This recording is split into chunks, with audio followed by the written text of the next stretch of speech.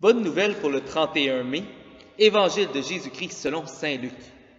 En ces jours-là, Marie se mit en route et se rendit avec empressement vers la région montagneuse dans une ville de Judée.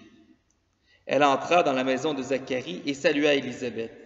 Or, quand Élisabeth entendit la salutation de Marie, l'enfant tressaillit en elle. Alors Élisabeth fut remplie d'Esprit Saint et s'écria d'une voix forte, « Tu es bénie entre toutes les femmes, et le fruit de tes entrailles est béni.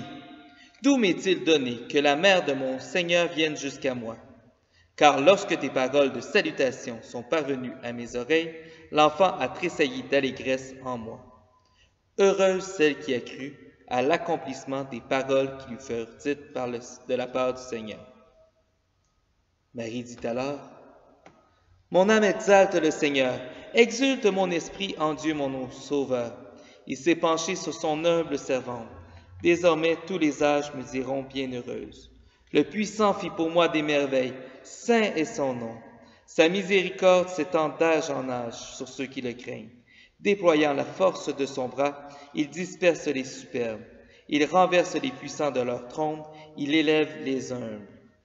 Il comble de bien les affamés, renvoie les riches les mains vides.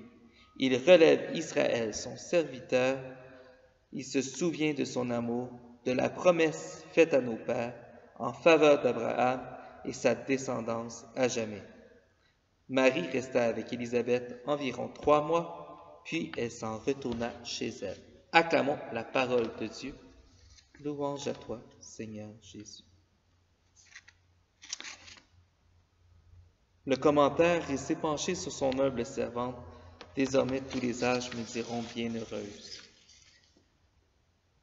Il y a pour moi, dans ce texte de Marie et surtout celui de l'Annonciation, un des plus grands mystères du christianisme.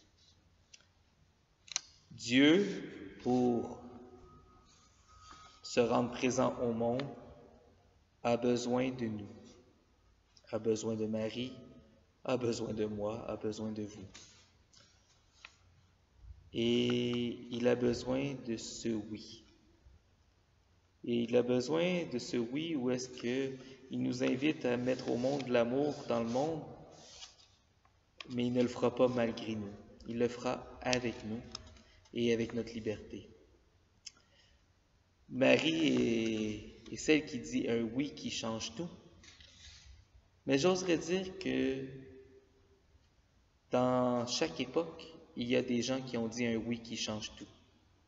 On peut penser à un François d'Assise, on peut penser à une Mère Teresa, on peut penser à un Jean Vanier, un Père Pops.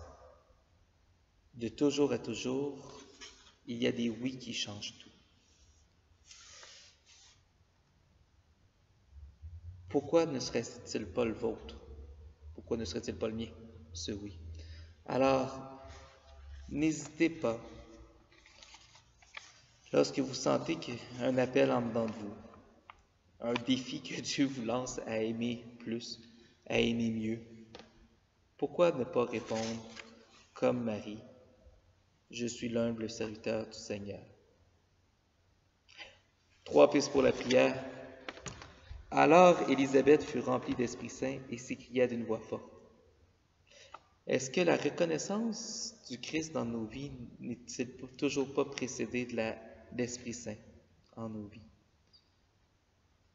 Et peut-être essayer de saisir une fois où vous avez reconnu la présence de Dieu et que vous avez été capable de la nommer très fort. 2. D'où m'est-il donné que la mère de mon Seigneur vienne jusqu'à moi? Essayez de rendre grâce pour un moment où vous avez senti que Dieu venait vers vous. Vous savez, le christianisme se distingue de toutes les autres religions parce que ce n'est pas nous qui, à force d'ascèse, allons vers Dieu. Un chrétien reconnaît qu'il y a toujours un amour qui le précède.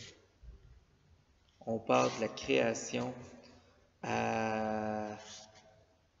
au salut offert en Jésus-Christ qui me précède, pour lequel j'ai aucun mérite, à l'amour que nous avons reçu dans nos vies, le don de la vie qui nous a été fait par nos parents, mais tous ces autres dons-là qu'on pourrait multiplier dans nos vies et qui nous parlent de l'amour que Dieu a pour nous. Alors, prendre le temps de voir un moment de notre vie où est-ce qu'on voit Dieu qui est venu à nous.